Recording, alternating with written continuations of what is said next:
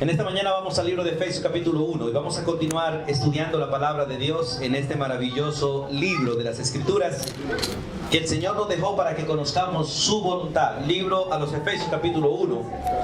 Y vamos al versículo 15 para hablar sobre la gratitud. La gratitud. En este capítulo, del versículo 15 al versículo 23, el apóstol Pablo está haciendo una oración de gratitud. Y vamos a unirnos a esta oración de gratitud, vamos a estudiar esta oración de gratitud para seguir creciendo, hermanos. Y básicamente en esta oración vemos algo principal, es que quien ha conocido al Salvador y la salvación que el Salvador nos dio es una persona agradecida. La ingratitud de un creyente se basa en que no conoce al Salvador y la salvación que le dio. La ingratitud se basa en no conocer al Salvador y la salvación que Dios nos dio. Y quiero que vayamos allí, hermanos, para que estudiemos juntos ese texto en el libro de Efesios capítulo 1, versículo 15. Y vamos a leer ese texto juntos, unidos a una sola voz. Versículo 15, ¿están ahí, hermanos? Amén. Leamos todos junticos, leamos. Por esta causa también yo, habiendo oído de vuestra fe en el Señor Jesús y de vuestro amor para con todos los santos, no ceso de dar gracias por vosotros, haciendo memoria de vosotros en mis oraciones, para que el Dios de nuestro Señor Jesucristo, el Padre de gloria, os dé espíritu de sabiduría y de revelación en el conocimiento de Él, alumbrando los ojos de vuestro entendimiento, para que sepáis cuál es la esperanza a que Él os ha llamado, y cuál es la riqueza de la gloria de su herencia en los santos, y cuál la supereminente grandeza de su poder para con nosotros los que creemos, según la operación del poder de su fuerza, la cual operó en Cristo, resucitándolo de los muertos y sentándole a su diestra en lugares celestiales, sobre todo principado y autoridad y poder y señorío, y sobre todo nombre que se nombra, no solo en este siglo, sino también en el venidero. Y sometió todas las cosas bajo sus pies, y lo dio por cabeza sobre todas las cosas a la iglesia, la cual es su cuerpo, la plenitud de aquel que todo lo llena en todo. Amén. Soberano Dios y Padre eterno, gracias por regalarnos el privilegio de conocerte a ti y el privilegio de seguir creciendo en ese conocimiento cada día que abremos las Escrituras y meditamos en ellas. Doy gracias, Dios, por tu pueblo reunido aquí y por tu pueblo reunido en muchos lugares del mundo. La gloria y la honra sean para ti. Y hoy clamamos bendición para este rebaño, Dios. Y oro y doy gracias por las personas que tú has traído hoy por primera vez. Y clamo, Dios, para que aquellos que te conozcan te puedan seguir conociendo y crecer en ese conocimiento. Y para que aquellos que aún no te conocen puedan conocerte hoy y empezar el proceso de una relación personal contigo y disfrutar el perdón de sus pecados y la salvación eterna. Rogamos tu bendición sobre toda la iglesia. Te suplico, Dios, que quites de nosotros todo aquello que nos impida estar atentos. Sé que hay personas enfermas, con dificultades en el cuerpo, cansancio, agotamiento, y algunos pueden estar cargados por sus preocupaciones y sus afanes. Te ruego por tu Santo Espíritu, Dios, que obres en nosotros, para que todos estemos atentos y podamos, Dios, obedecer y disfrutar el conocerte a ti. La bendición tuya sea sobre todos. En el nombre de Jesús. Amén. Hablando de la gratitud, vamos a empezar a mirar este pasaje y vamos al versículo 15 para empezar a ver cuáles fueron las causas que llevó a Pablo a dar gracias en este texto. Mirando aquel texto en el versículo 15, Pablo dice, por esta causa. Cuando Pablo dice por esta causa, está aludiendo a lo que viene hablando atrás. ¿Y qué viene hablando atrás? Atrás viene hablando básicamente, hermanos, de la salvación que Dios nos dio. Miren, hermanos, el versículo 3 hasta el versículo 14 está diciendo que la salvación es un regalo de Dios. Yo le hago una pregunta, hermanos. ¿Cuánta gente allá afuera quiere ir al cielo? Todos. Pregunta, ¿cuántos pueden de ellos ir al cielo? Por sí mismos. Ninguno. La gente quiere ir al cielo, pero no saben que no pueden ir al cielo por sí mismos.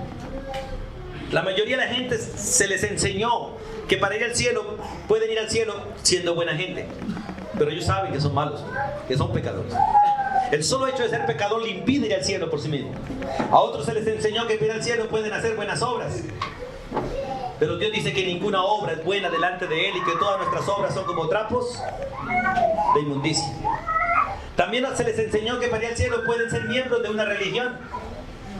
Pero la Biblia dice que ninguna religión salva. La Biblia muestra que hay un solo Salvador entre Dios y nosotros. Un solo Salvador entre Dios y nosotros. Y exactamente el versículo 3 hasta el versículo 14 de este capítulo 1 de Efesios habla que la salvación es una obra de Dios Padre, Dios Hijo y Dios Espíritu Santo. De tal manera que cualquier persona que niegue al Padre o niegue al Hijo o niegue al Espíritu no puede ser salvo, no puede ir al cielo. Porque no hay salvación sin la obra trinitaria de Dios. Dios no nos salvó solamente por medio de Jesús. Jesús es el Salvador que Dios Padre envió a salvarnos. Pero la salvación que Dios Padre nos da por el Hijo es imposible que alguien la reciba si no cree en el Espíritu Santo. Porque es el Espíritu Santo quien aplica la salvación a nosotros, nos mantiene en la salvación y nos permite vivir como gente salva.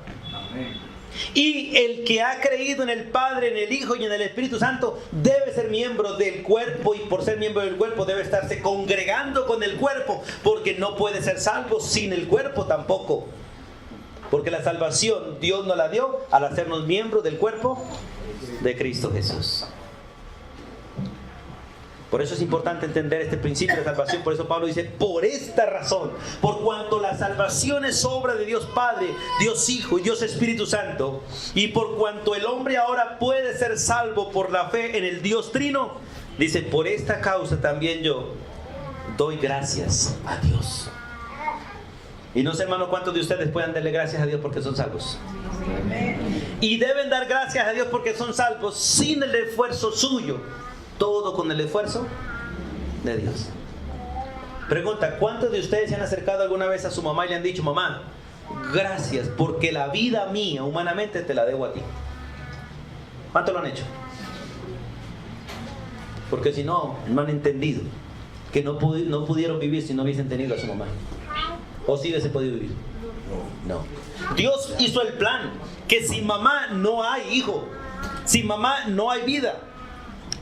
¿Necesita a los dos? Sí. Pero papá también sí, pero papá lo único que puso fue el esperma. Pero mamá puso el óvulo y el cuerpo y la vida y estuvo a riesgo de morir para tenerte a ti. ¿O no es así?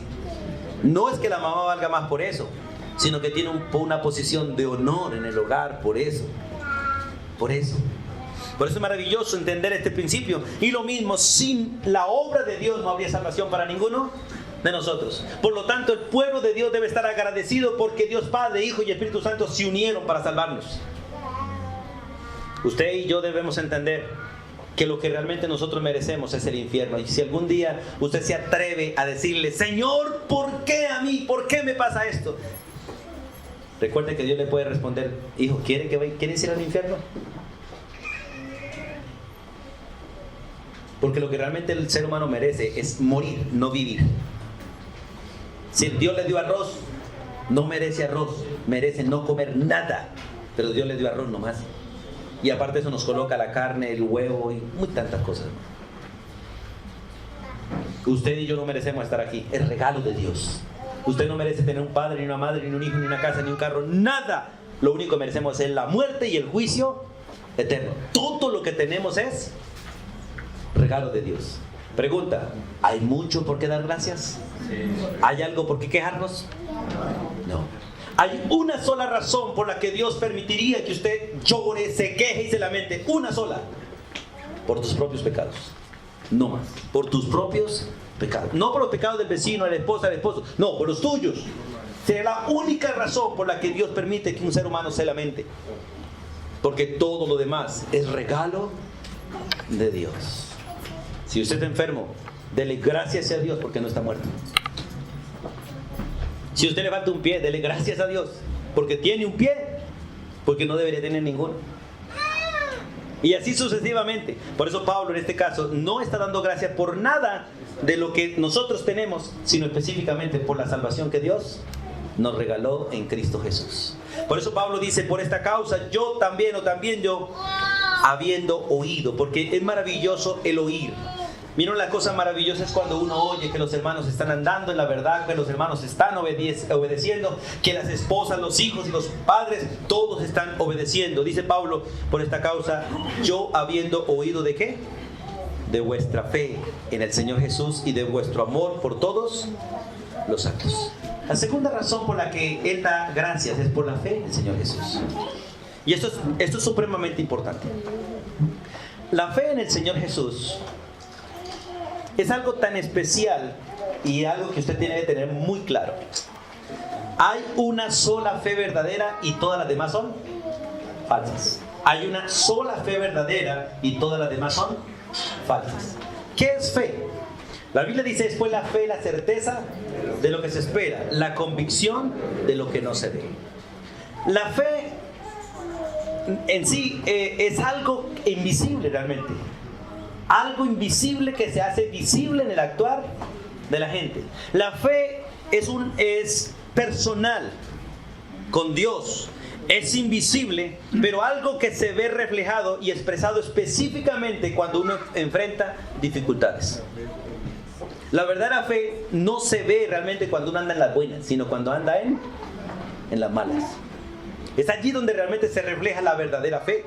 Por eso, cuando este texto dice, el versículo 15, habiendo oído de vuestra fe. ¿Cuál fe? La fe en el Señor Jesús. La verdadera fe, hermanos, escúchenme esto lo que voy a decir. La verdadera fe viene de Dios. Para creer en Dios y hacer la voluntad de Dios según Dios. Escuchen, la verdadera fe viene de Dios. Viene solo de Dios.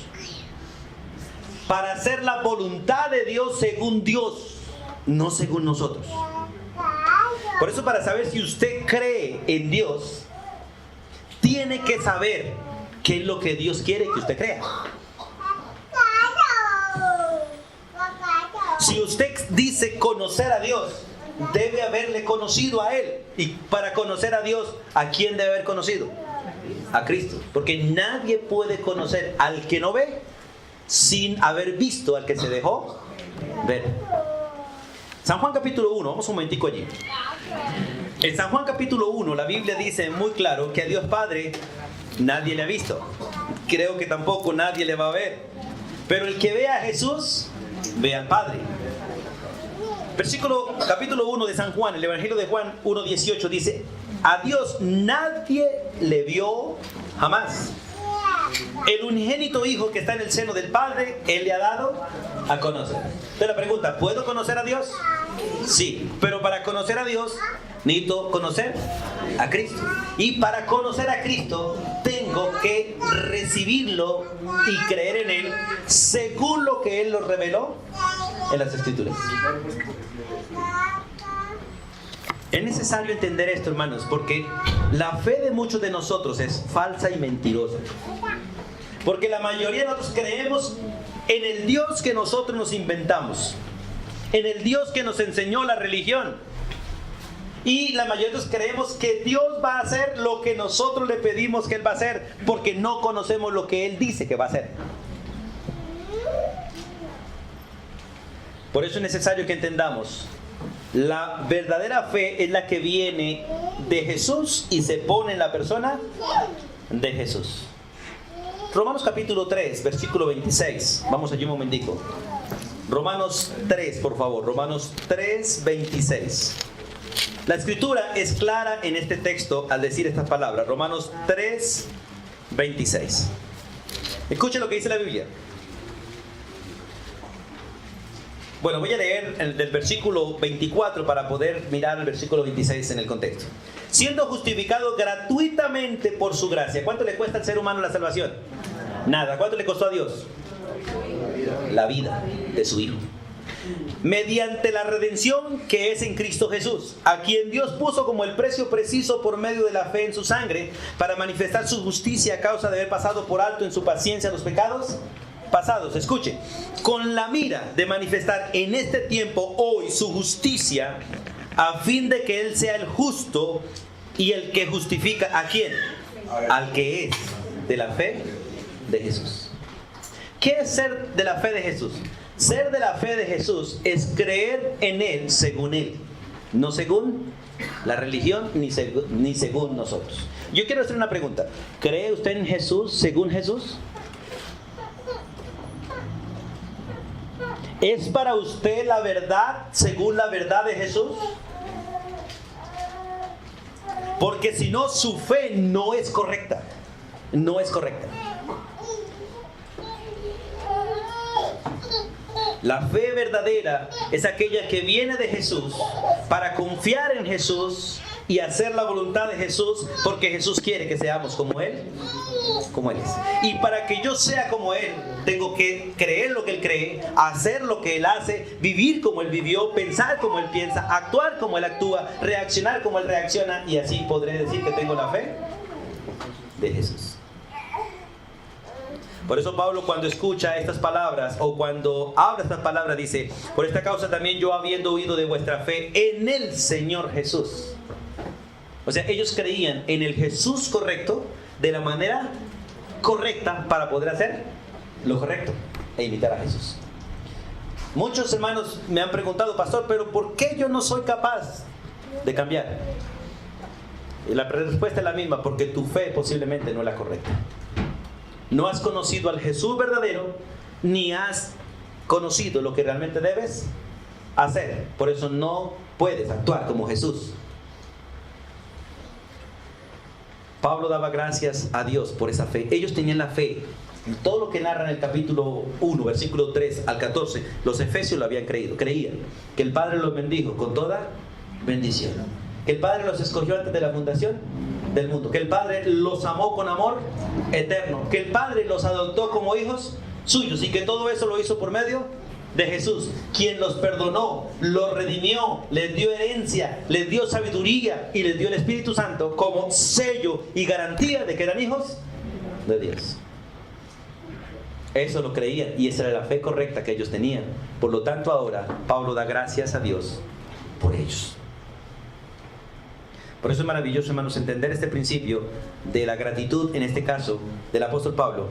Pero es interesante, cuando uno tiene al Salvador correcto, la fe correcta, eso se manifiesta en amor los unos por los otros. Mire lo que dice la parte final del versículo 15.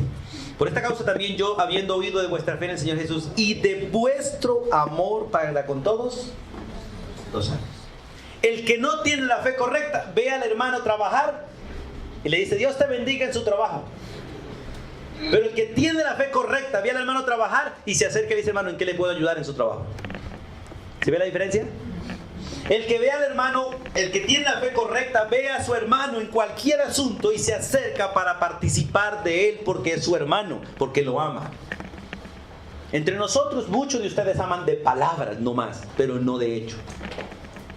Solo de palabras. Mi hermano te abraza. Y muchos dan unos abrazos muy cariñosos, pero en la práctica mienten.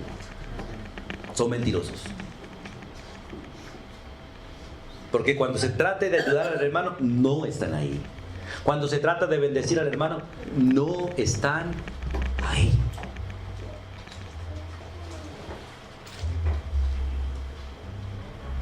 Hay hermanos que hablan muy bien y de todos los temas, pero cuando se necesitan haciendo lo que hablan, no aparecen, porque no tienen la fe correcta. Porque la fe correcta me lleva no solo a adorar a Dios, sino a hacer bien al hermano. Por eso es maravilloso este texto. Pablo da gracias y la verdad se deleita en que sus hermanos conozcan la verdad, conozcan el plan eterno de salvación, pero también que ellos reflejen eso a los que realmente son sus hermanos, a los que son sus hermanos. Puede ser un ejemplo aquí en la iglesia. Yo sé que aquí en la iglesia hay personas que tienen más de un niño pequeño. Y los niños pequeños se cansan entre nosotros, ¿o no así? Pero he visto y veo entre ustedes que algunos dicen: hermano, venga, le ayudo con el niño, pero se ponen a jugar con el niño y alcahuetear al niño en todo lo que el niño quiere. Pregunta: ¿ama al hermano y ama al niño? No. Si le va a ayudar, ayuda a estar quieto con el niño y enseñar al niño a estarse quieto. Si el niño se pone a llorar y la mamá tiene dos niños y el uno está llorando, ¿cuántos de ustedes han dicho: hermana, venga, yo le cojo el niño llorón y lo llevo y lo consiento? ¿O cojo el niño que está quieto mientras que usted atiende al niño llorón? La mayoría miran y cállese, cállelo. Pégale un pellizco y diga al pastor que le pese la tabla. Pero la pregunta, ¿cuántos cogen al niño para ayudar? Eso no se ve aquí, como dijo el hermano, se ve en Valledupar, ¿cierto? Cuando hay una fe correcta, hay un actuar correcto. Si usted dice que cree algo y no lo ejecuta, usted no lo cree, solo lo sabe y no lo cree. Y Dios no lo honran los que tienen conocimiento de Él, sino aquellos que ponen en práctica el conocimiento de Él. Porque el conocimiento en práctica, eso es lo que la Biblia llama fe verdadera. Fe verdadera. Dios vio en nosotros una gran necesidad y vino a nosotros a suplir la necesidad. Dios vio en que usted y yo deberíamos morir por nuestros pecados y dijo, si los dejo solos van a morir, voy y muero por ellos. Eso es fe correcta. Por eso dice la Biblia que si alguien ve a alguien que tiene hambre, debe ir a orar por él y decirle que el Señor te bendiga y te multiplique lo poquito que tienes o te dé trabajo. No, ¿qué debe hacer? Ir y darle de comer. Ir y darle de comer. Si tiene sed, dale de beber. Es el principio bíblico de la fe correcta. Por eso la verdadera fe se ve reflejada o se expresa en las dificultades, en una vida cristiana responsable, en relaciones y actitudes que cambian realmente conforme a la palabra de Dios y una confianza especialmente al enfrentar la muerte. La fe verdadera enfrenta la muerte como parte natural de su vida y se deleita en el Señor a pesar de que su cuerpo llora por la circunstancia del momento. Por eso es maravilloso entender esas causas de esa acción de gracia, la obra salvadora de Dios, la fe en el Señor Jesús y el amor para con todos los santos. Y en el versículo 16, Pablo muestra básicamente la intensidad de esa oración. Pero antes de seguir, quiero hacer una anotación en esta parte final del versículo 15. La parte final del 15 dice, y de vuestro amor para con quién. Es interesante este principio, hermanos. Lo que le repetí en algunas ocasiones anteriores, se lo vuelvo a repetir. Muchos de nosotros nos hacemos miembros de una congregación, mas no miembros de un cuerpo. Y usted tiene que entender que Dios te puso aquí, pero al ponerte aquí no te puso aquí, sino en el cuerpo de Él. Solo que porque usted está en esta región, Dios lo puso aquí para crecer aquí y amar a Dios aquí. Pero usted tiene que aprender a amar la iglesia universal. La iglesia universal. Y donde quiera que vaya debe buscar una iglesia donde congregarse. Así no prediquen como aquí, así no enseñen como aquí, así no canten como aquí. Tiene que ir a ellos allá, no por la alabanza, no por la predicación, sino por el hermano. Para amar al hermano y compartir con el hermano lo que el hermano aún no sabe. Y como le he dicho a ustedes, la mayoría de ustedes pueden irse por una ciudad, lo primero que deben averiguar es a dónde podemos llegar. Y no me pregunten a mí, pastor, ¿qué hotel me recomienda? No le voy a recomendar ningún hotel, la casa de un hermano. Y de pronto lo mande con el hermano más necesitado, para que usted vaya y lo bendiga. Vaya y lo bendiga. Yo he peleado mucho con algunos gringos de los que vienen aquí a Colombia. A ellos les gusta quedarse en hoteles de 5 estrellas, donde pagan 300 o 400 mil pesos diarios por el hospedaje. Yo le he dicho a muchos de ellos, ¿por qué usted no se va para el hogar de un hermano pobre? Esos 400 mil pesos que usted gasta allá se los da a un hermano pobre y le ayuda a hacer mercado por un mes. Pero solamente están buscando su propia comodidad. Ahora, ¿tienen los recursos y pueden hacerlo? Sí pueden hacerlo, no estoy en contra de ello. Pero qué bueno que nos amemos unos a otros. Que nos amemos unos a otros. Que podamos reflejar ese amor y amar a todos los santos. A todos. Si usted es bautista, los bautistas solamente somos aquellos que creemos que los creyentes se identifican con el bautismo. Eso es lo único que se llama bautista. Usted tiene que aprender a amar a cualquier hermano de cualquier denominación que haya conocido a Cristo Jesús. Amarlo. Porque dice la Biblia que la verdadera fe hace que uno ame a todos los santos. Pero es interesante que entre nosotros, en este pequeño rebaño que somos en un promedio de 200 personas por todos, si viniéramos todos, hay algunos hermanos que no conocen a más de 3. No se relacionan con más de 3. Y hay algunos que no le saben el nombre. A la mayoría no le saben el nombre.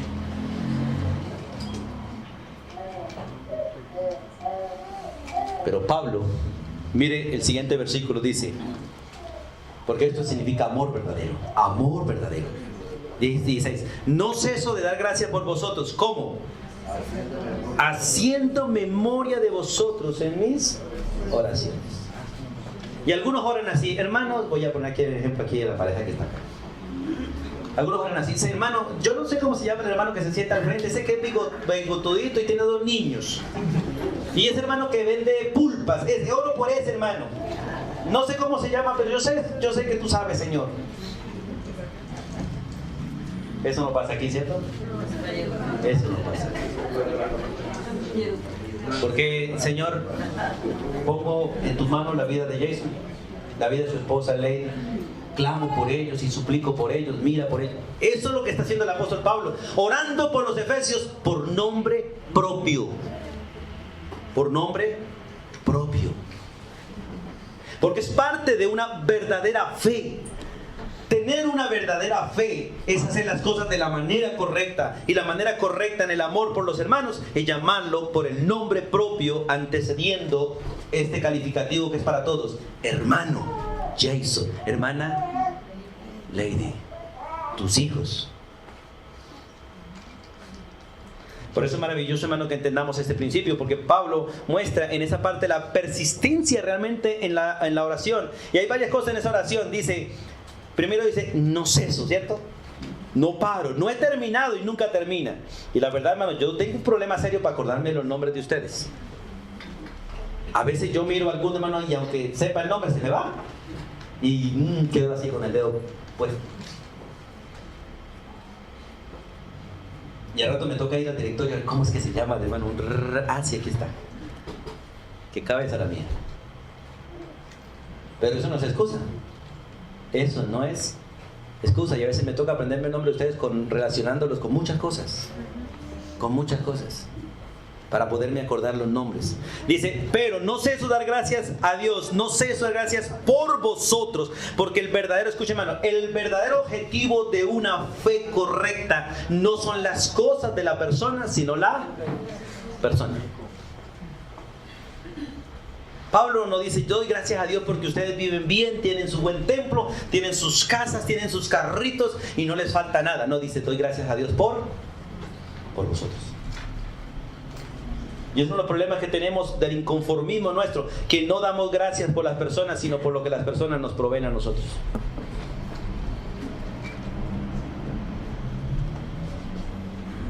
La mujer se queja porque el varón no agradece por la comida que ella hizo. Pero ni siquiera se da cuenta que él no agradece por la comida es porque él no está agradecido con ella como esposa. Por eso no le da gracias por la comida. Porque si uno estuviera agradecido con ella, daría gracias porque hace o porque no hace. De igual manera, porque es la esposa.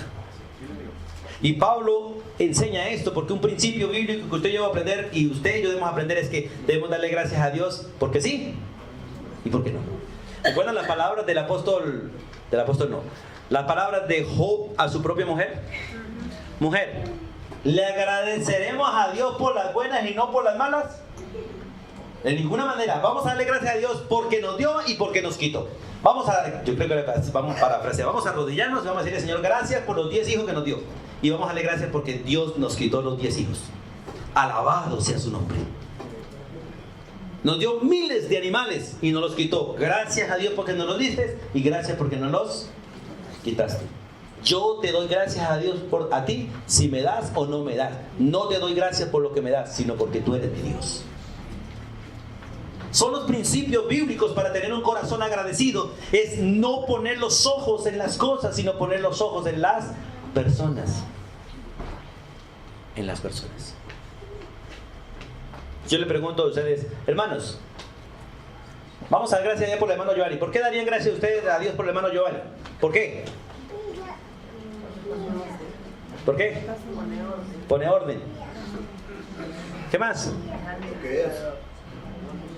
¿Y qué es? Qué bueno, hermano, que hay uno que haya respondido. No, demos gracias por él. Haga o no haga, diga o no diga, démosle gracias a Dios. Sencillamente porque es mi hermano. Así de sencillo. Es lo que dice el apóstol Pablo. No ceso de dar gracias a Dios por vosotros, haciendo memoria, o sea, recordándolos a cada uno de vosotros. Y Pablo en otras cartas menciona y empezamos a nombrarlos. Dele gracias a Filipina, el nombre tan raro, ¿cierto? Pero nombre propio. Nombre propio. Mencionando a cada uno, dice, en mis oraciones personales. Yo le hago una pregunta. ¿Cree que mirando este texto Pablo tenía tiempo para orar por él? No. Estaba ocupado orando por sus hermanos, orando por ellos. Y es que no solamente hablaba por los de Efesios, sino por toda la iglesia que tenía.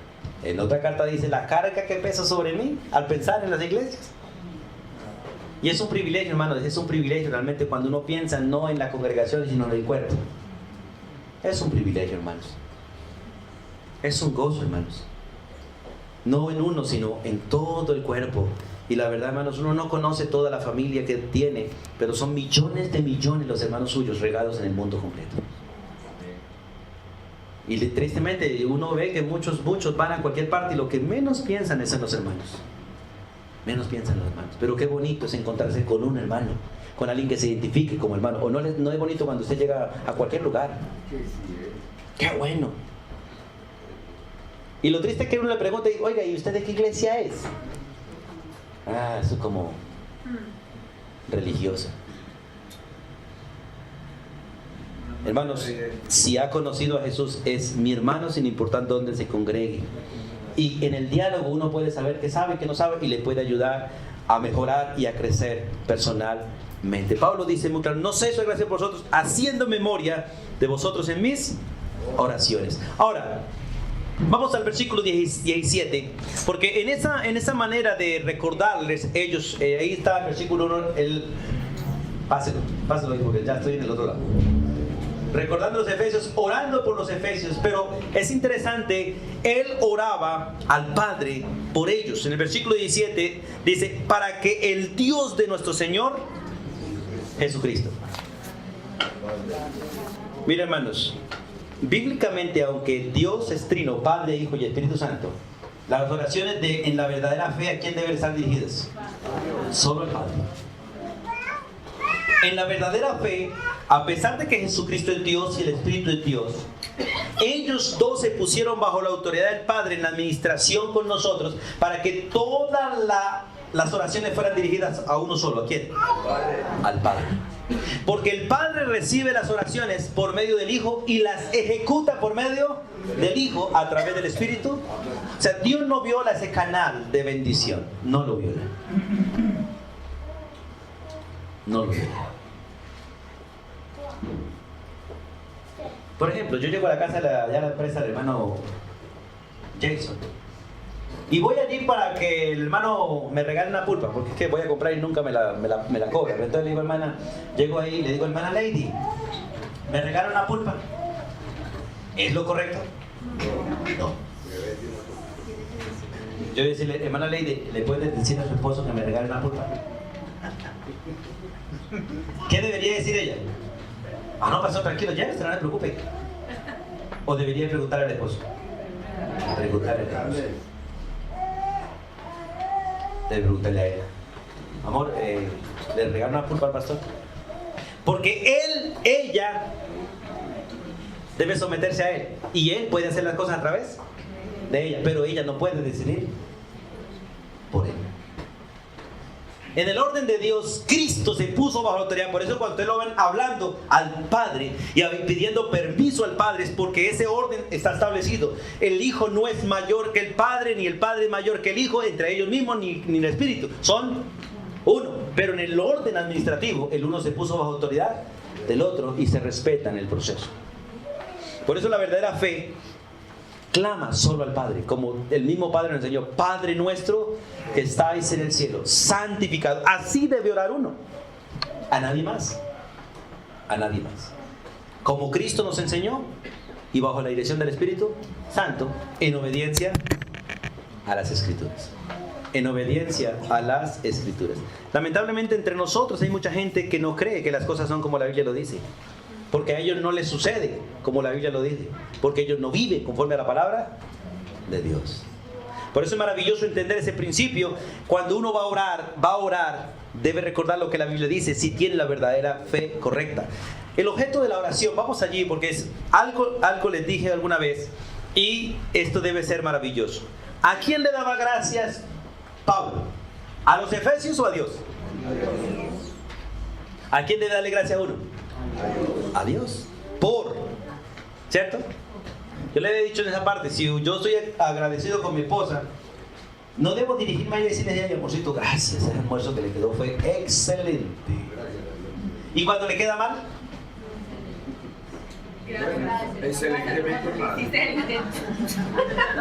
No. La gratitud verdadera no es a ella, la gratitud verdadera es a Dios. Señor, gracias a Dios por darme este alimento a través de mi esposa. Gracias porque la usaste para prepararlo, y gracias porque la usaste y amor. Gracias por dejarse usar por el Señor. Y cuando le queda mal también, Señor, gracias por darme alimento, aunque sea quemado, mal hecho, gracias porque me diste alimento a través de mi esposa. Amor, gracias por dejarse usar por el Señor. Hoy no quedó igual.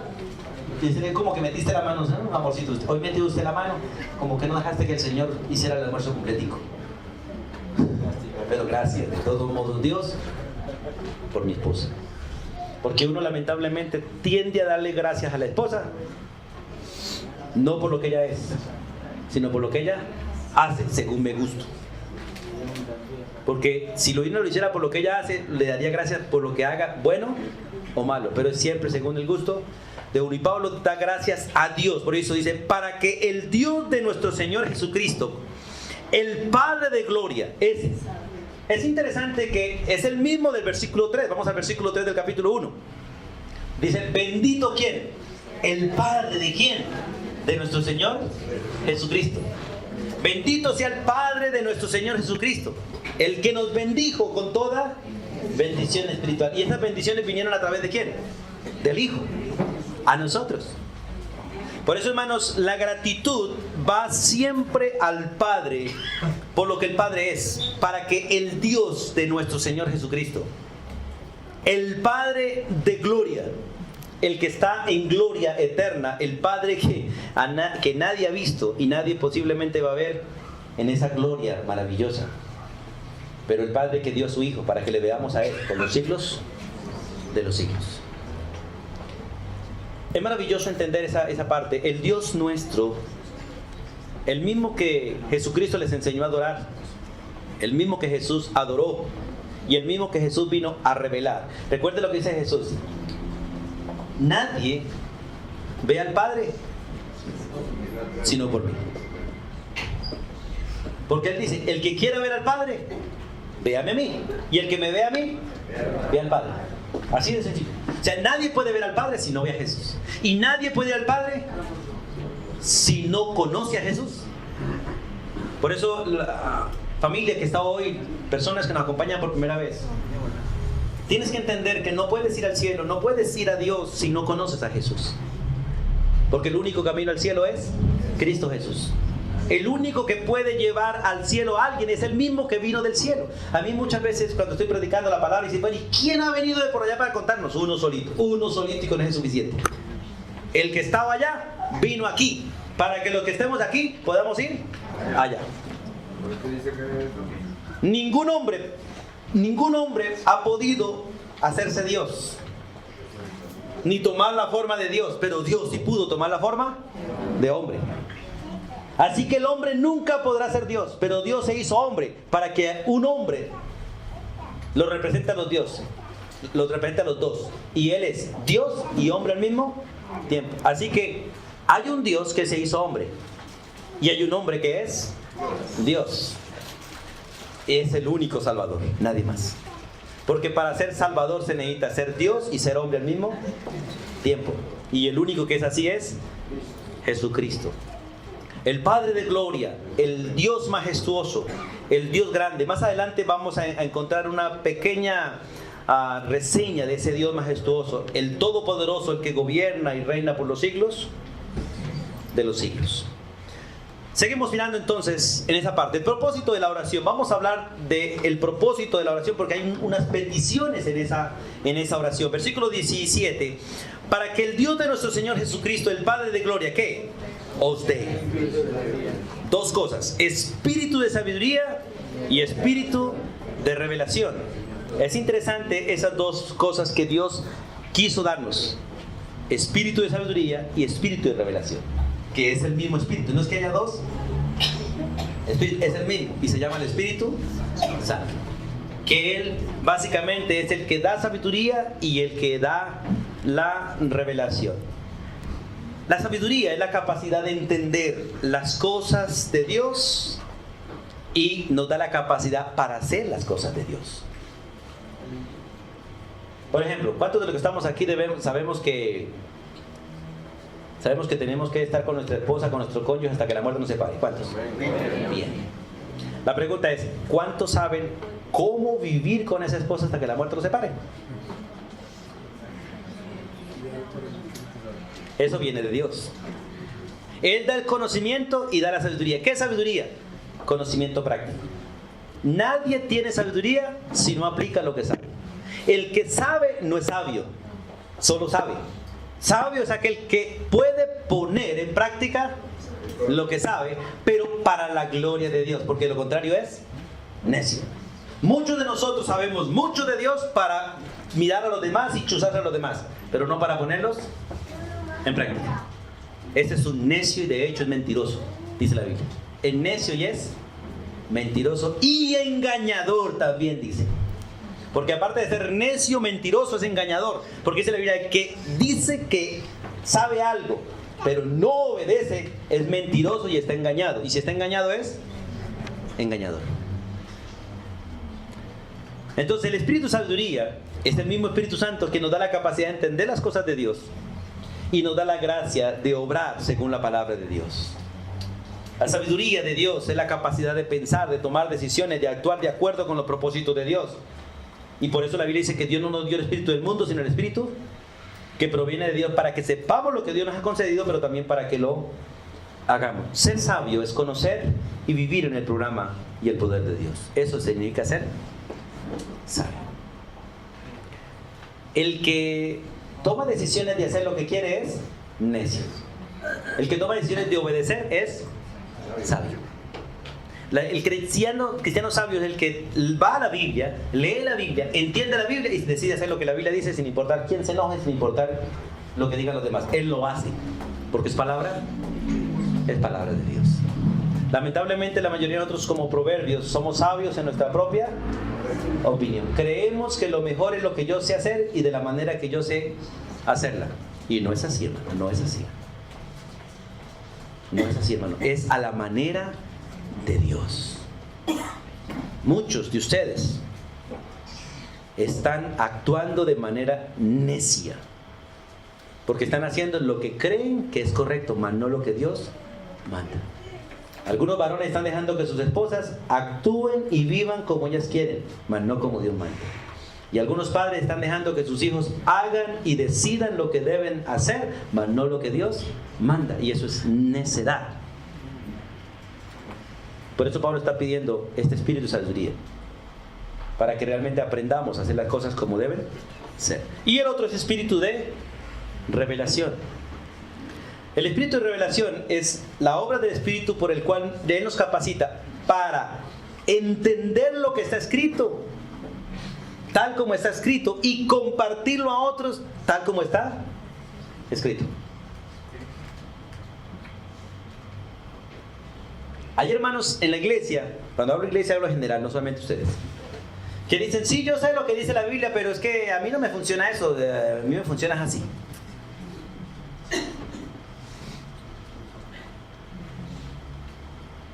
Hay otros que me han dicho, sí, hermano, yo sé lo que dice la Biblia, pero es que a mí no me gusta así. A mí, yo no, a mí no me gusta así. Yo lo hago así. Necios. No saben que van a recoger muy pronto lo que están sembrando. Y lo van a recoger como ellos lo sembraron, no como Dios quiere que se cultive. La mayoría de las cosas de Dios parecen absurdas para nosotros, ¿cierto? Pero funcionan, hermano, funcionan. Porque vienen del Dios glorioso y todopoderoso, que no solamente dice qué debemos hacer, sino que tiene el poder para que suceda. Y eso es lo triste de que muchos no entienden. Que Dios tiene el poder para que sucedan las cosas como Él quiere. Yo le he dicho a muchas damas, ¿usted puede creer que puede ganarse a su esposo en silencio? Sí, entonces ¿por qué no se calla?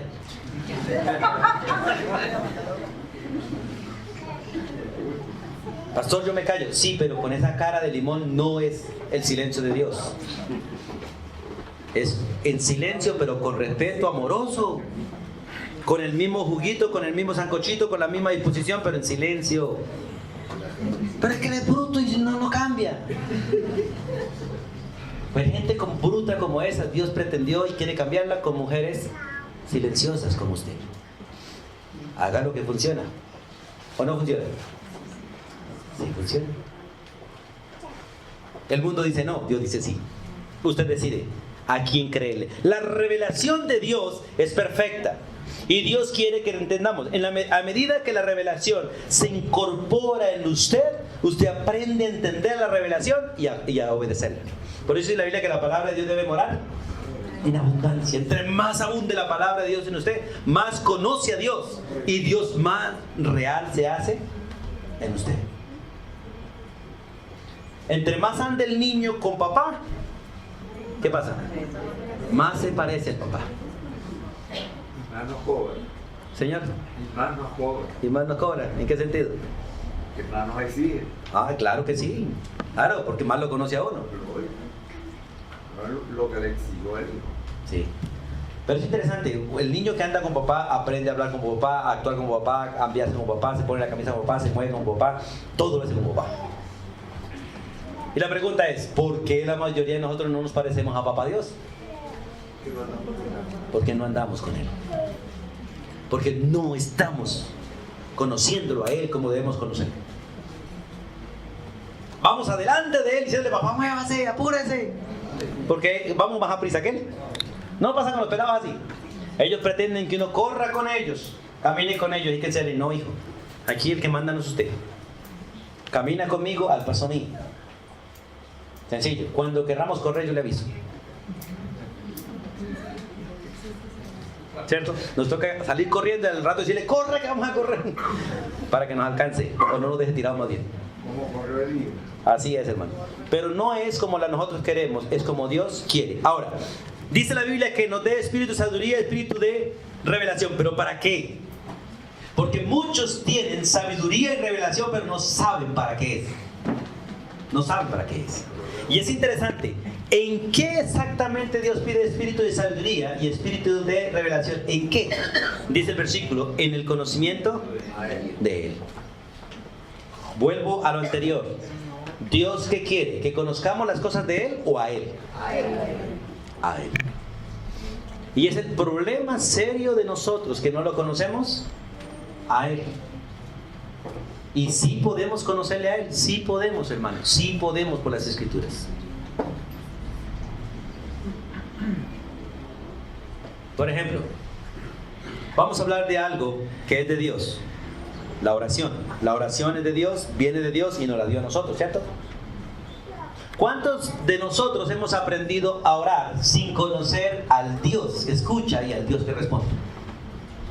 Por eso oramos según nosotros y pedimos lo que nosotros queremos, pero no lo que Dios quiere. Hablemos de algo. Nosotros queremos... ¿cuántos de ustedes quieren llegar a los 70 con su esposa y su esposo? ¿Cuántos quieren llegar a los 70 por allá? Amén. Hay poquitos, pero bueno, ya los hay. Gloria al Señor. Los otros que dijeron amén hasta la muerte, no creen. Pero ahí toca decirle, Señor, pero no se haga lo que yo quiero, sino como tú quieres. ¿Cuántos de ustedes han orado, Señor, por favor, que no se muera mi marido primero, que me muera yo? Primero. Pero algunas ya oraron que se muera él primero. Pero no se haga lo que yo quiero, sino lo que tú quieres, porque hay un plan en el diseño de Dios, ¿o no es así? Sí. He escuchado hermanos que dicen, Señor, no permita que me muera hasta que mis hijos crezcan.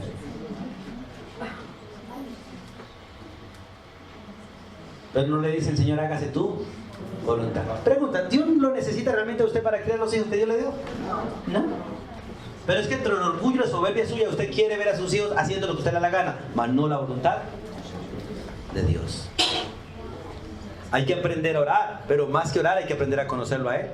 Y cuando lo conocemos a Él, tenemos que decir como Job: cuando me pongo a pensar en lo que Dios quiere hacer, se me paran los pelos de punta, porque no sé qué se le ocurra hacer.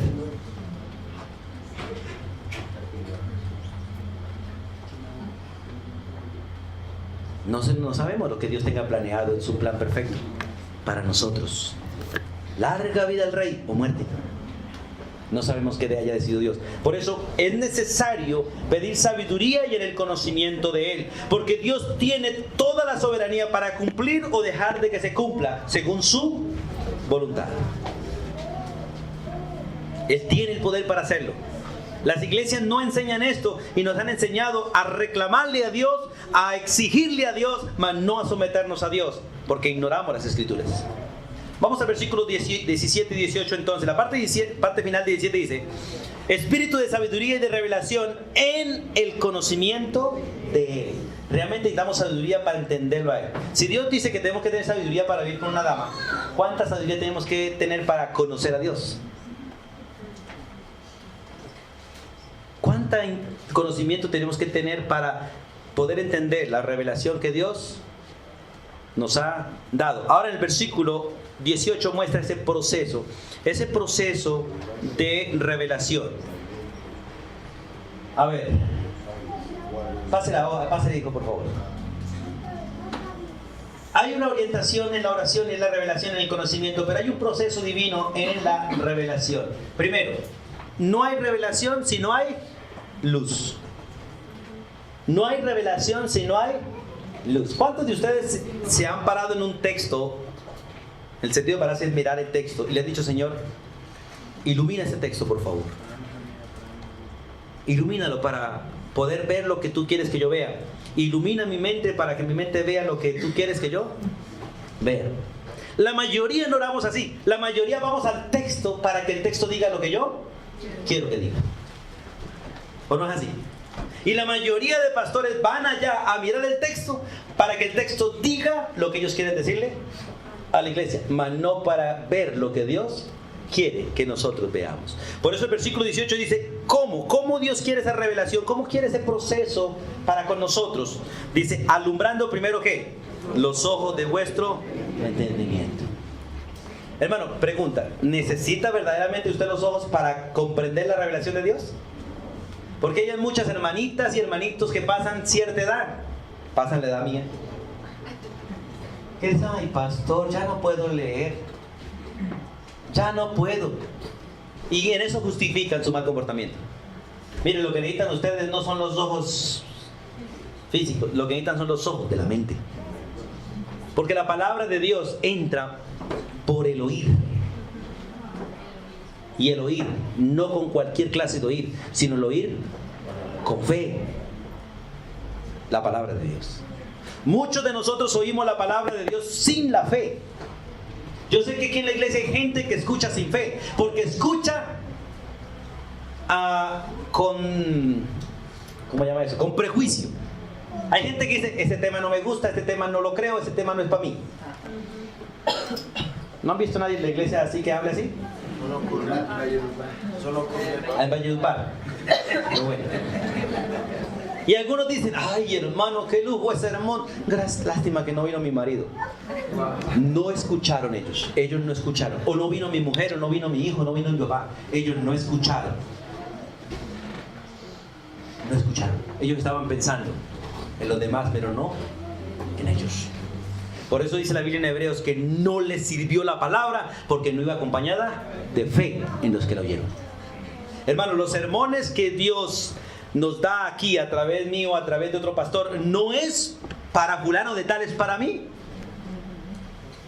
¿Usted cree que este pastor que vino de Valledupar para contarnos la iglesia que tiene en Valledupar, no me dio palo a mí?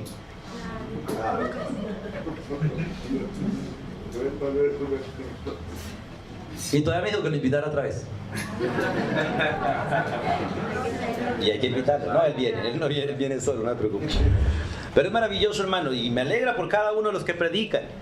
Porque es maravilloso escucharlo. Cuando uno tiene el deseo de oír la palabra de Dios, cualquiera le dé palo. Y todo el que se sube al púlpito le da uno palo. Si alguien se subió al púlpito y usted no aprendió nada, el problema no fue el predicador, el problema siempre será usted. Porque Dios nunca trae un mensaje sin fruto. Y la palabra de Dios siempre trae fruto y algo nuevo para revolcarnos a nosotros por dentro todo el tripero, hermano. Porque se llega como en el intestino, ¿cierto? A las entrañas, hermano. Y si usted sale de aquí como entró, no vino, no estuvo. Por eso es necesario entender estos principios. Ahora, dice el texto, en el conocimiento de Dios. La meta de la vida cristiana es la de conocer plenamente a Dios de una manera personal a través de nuestra relación con Él. En este principio, donde dice el propósito divino de la revelación, ahí que es el conocimiento de Él. Toda la Biblia dice, si alguno de ustedes quiere jactarse, jáctese en una sola.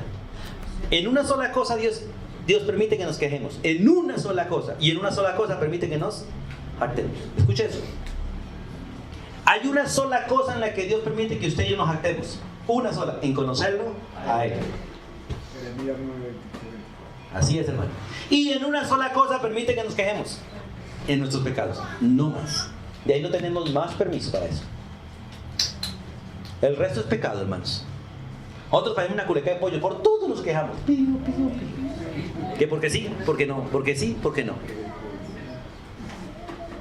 Y de Dios nos quejamos lamentablemente casi de todo, porque no le conocemos. Bueno, si usted y yo conociéramos a Dios como es, que Él es perfecto, ¿de qué nos quejamos? Si Dios, todo lo que Dios hace es perfecto, ¿de qué tenemos de qué quejarnos?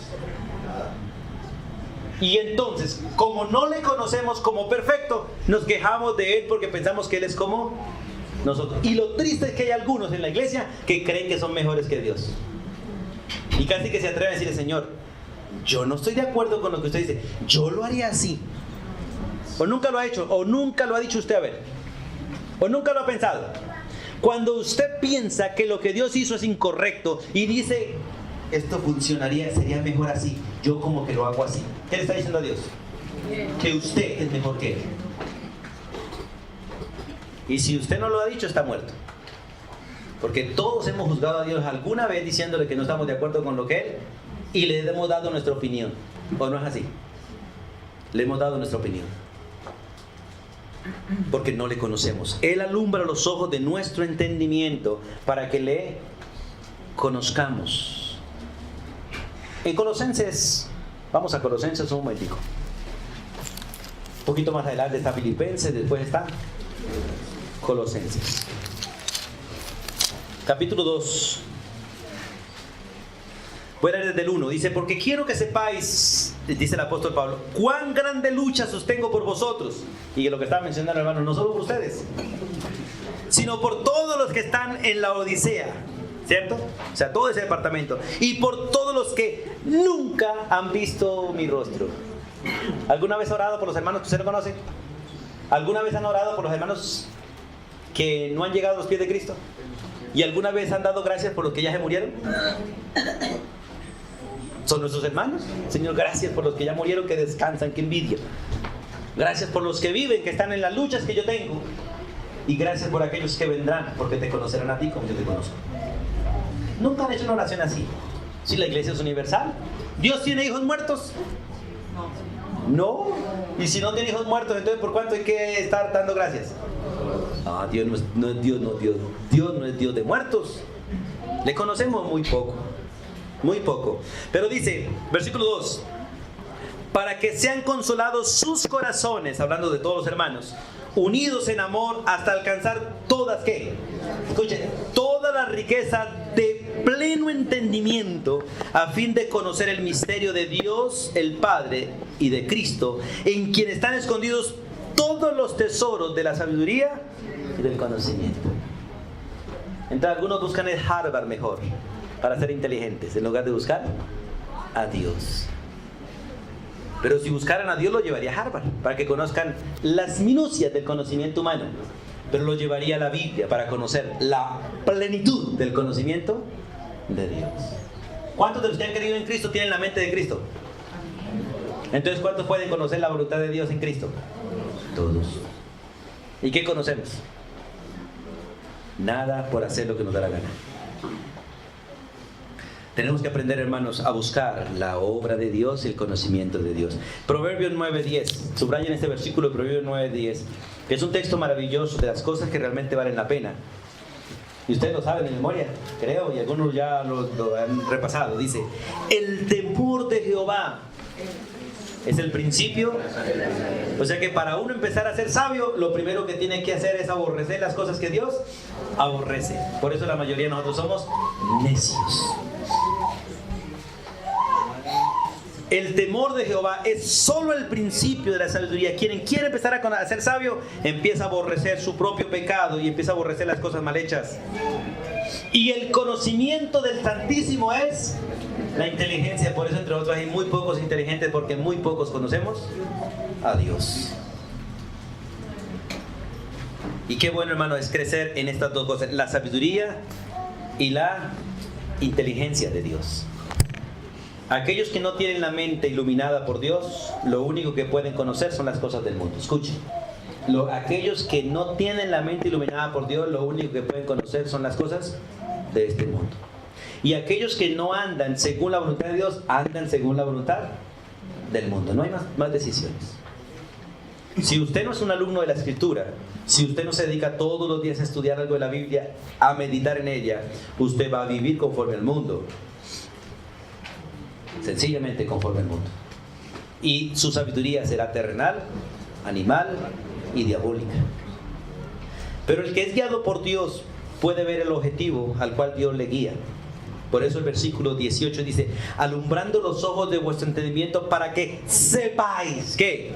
Cuál es la esperanza, la meta a la cual Él nos ha llamado. Y usted sabe que hoy en día hay mucha gente que habla: Dios me dijo que yo tendría casa, carro y beca. Y por lo general están codiciando la casa y el carro y la beca del vecino o la vecina, o de pronto de la viuda. Por eso le dicen: Dios me dijo que usted va a ser mi esposa. ¿Por qué no conocen al Dios de los cielos? Le pregunta: ¿a cuántos en la tierra, a cuántos de nosotros Dios nos prometió casa, carro y beca? ¿Y a cuántos nos dice que de pronto podemos perder la casa, el carro y la beca? ¿Y a cuántos nos pide que dejemos todo por seguirlo a Él? Qué diferencia, ¿no? Entre conocer al Dios de los cielos y conocer al Dios que se predica en la tierra. Siempre. Pero déjese ver, hermano. Está bien, habla. Estudiando un poquito de esto que nos está hablando hoy, encontré una cosa: cada que nosotros decidimos, realmente el pecado del hombre ha sido querer hacer las cosas de su manera, ¿no? Así es. Eso fue lo que le pasó a Satanás. Pero a estudiando un poquito de eso, encontré una cosa que me llamó mucho la atención, que cada vez que nosotros le metemos la mano a los procesos de Dios, Dios tiene que volver a pensar. Un ejemplo de eso es cuando Dios habla con Abraham y le dice que va a bendecir su familia, y pensar así: ¿cómo lo vamos a hacer? No, allá acuéstese con la concubina, porque pues como Dios necesitaba ayuda para poder que sucediera. ¿Qué pasa en ese momento con esa decisión de ellos de meterle la mano al plan de Dios? A Sara le toca aguantarse un hijo por 12 años, porque según la costumbre del tiempo ese hijo no iba a salir antes de 12 años de esa casa. Y ella tiene que esperar todo ese tiempo hasta que Dios saque, haga una de él, porque después ya más un problema que está de Dios entre árabes y Dios peleando. Pero mira, apenas ese hijo sale, Dios vuelve y empieza. ¿Cierto? Con ellos dos. Con ellos dos. Entonces yo pensaba, para mí, ¿cuántas veces nosotros por tratar de hacer las cosas de nuestra manera nos pasa lo mismo? Metemos la mano a la cosa, Dios tiene que volver a empezar y las consecuencias de ese meterle la mano me va a tomar a mí tiempo. Entonces no sé si a usted le está pasando como a mí, yo estoy viviendo esto hace cuánto y no lo logro, estás como una atrasado, ¿no? y es porque estamos ahí en esa consecuencia, porque no le creímos a Dios. Entonces Dios está allá arriba esperando que eso se solucione para él volver a empezar y que a ver si esta vez se le cree. Espero que no la echen para atrás otra vez, hermana. No, es verdad lo que dice la hermana, lamentablemente es verdad. Y por eso nosotros perdemos y perdemos en el proceso. Perdemos y perdemos en el proceso. Miren, hermanos, es maravilloso. Yo, una de las cosas que le decía a la denominación donde Dios me tuvo los primeros años de mi ministerio, es eso, es el mismo proceso. Que ellos hacen tantos cambios que la iglesia tiene que volver a empezar casi cada vez que viene nuevo pastor. Y es algo que yo quiero que ustedes aprendan, hermanos. Y el liderazgo que está aquí en la iglesia, ningún pastor puede tener visiones propias. Ninguno. Porque la visión es de Dios. Y si yo muero en este momento y llega un pastor, no le digan, pastor, ¿cuál es la visión suya? No. Lo que Dios nos lleva aquí es así y así debe continuar. Si hay algo que mejorar, se mejora. Pero la visión de Dios debe continuar. Debe continuar. Es el proceso de Dios. Porque Dios no es un Dios de momentos, es un Dios eterno. Y lo que hizo, lo hizo para siempre. El tiempo avanzando y quiero dar una conclusión aquí para terminar hoy. Y después continuamos con la gracia del Señor. Pero Dios, el propósito, realmente la orientación de esa oración es que los efesios sean llenos de ese Espíritu de Dios, que es el Espíritu Santo, para que disfruten la sabiduría y el conocimiento de Dios con esos propósitos. Y solamente voy a mencionarlos y después trabajamos, porque hay que trabajar uno por uno. Dice, alumbrando los ojos de vuestro entendimiento para que sepan tres cosas.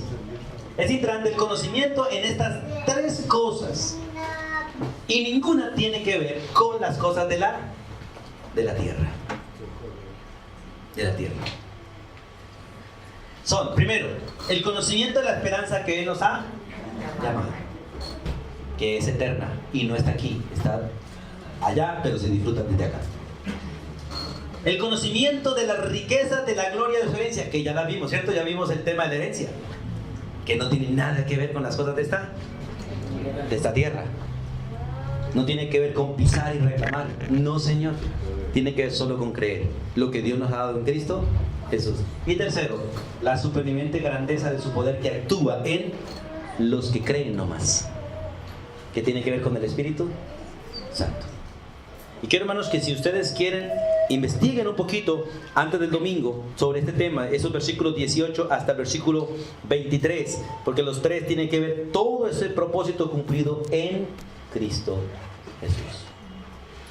Lo que sí sé, hermanos, y quiero recalcar en este momento, es que nadie puede realmente disfrutar de nada de esto si no ha conocido a Cristo Jesús.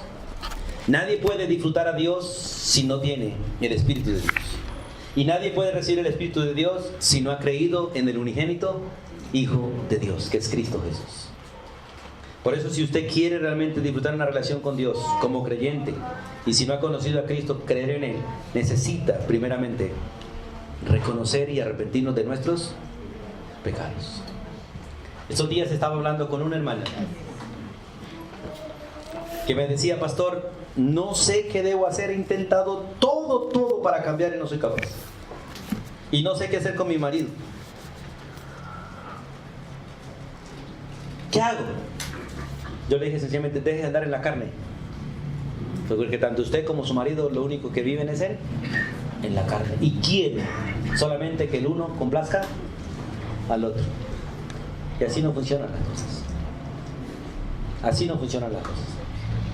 La vida que Dios nos mandó a vivir es una vida en el Espíritu, para hacer la voluntad de Dios, no la de nosotros. Y Dios nos dejó la Escritura como la revelación de Él, pero necesitamos que Dios alumbre los ojos de nuestro entendimiento para conocer estas tres cosas que están las tres escondidas en una sola persona. ¿En quién? En Cristo. Por eso, lo que usted realmente necesita para cambiar su vida es a Cristo Jesús. El resto de cosas son pasajeras. Son pasajeras. Pero Cristo es el único que hace real todo en nosotros. Soberano Dios y Padre eterno, Hoy nos unimos a la gratitud de tu siervo, el apóstol Pablo, nuestro hermano Pablo.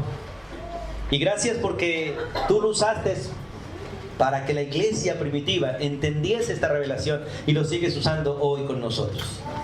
Por eso nos unimos a Él, y aunque sabemos que Él está durmiendo en este momento, esperando la resurrección, nos alegramos con Él y nos gozamos en el ministerio que Él hizo o que tú le diste para con la iglesia en aquel tiempo y con la iglesia durante todos los tiempos. Nos gozamos, Dios, con la iglesia primitiva que disfrutó este conocimiento de la obra salvadora tuya a través de tu Hijo y a través del Espíritu Santo. Y hoy nos unimos a esta misma petición suplicando, Dios, que tú nos permitas por el Espíritu Santo disfrutar la sabiduría y el conocimiento tuyo, disfrutar la revelación que tú nos has dado, la Escritura. Oramos para que ninguno de nosotros busque otra sabiduría aparte de la sabiduría tuya que viene por tu Espíritu. Que ninguno busque otra revelación aparte de las Escrituras que fue dejada para nosotros por tu Santo Espíritu, y es tu Santo Espíritu quien nos permite entenderla y obedecerla para que podamos hacer tu voluntad. Y ruego, Dios, para que tú le permitas a todos mis hermanos que están aquí disfrutar la presencia del Espíritu. Y oro por los que no te han conocido, para que sea tu Espíritu quien obre en ellos, los convenza a ellos de su pecado, de la necesidad de la justicia tuya, de un Salvador justo que es Cristo Jesús, y que los convenza también de que Satanás está vencido por Cristo, y quien cree en Cristo disfruta la victoria sobre el enemigo, sobre la muerte, sobre el pecado, sobre el mundo y sobre el mismo infierno. Amén.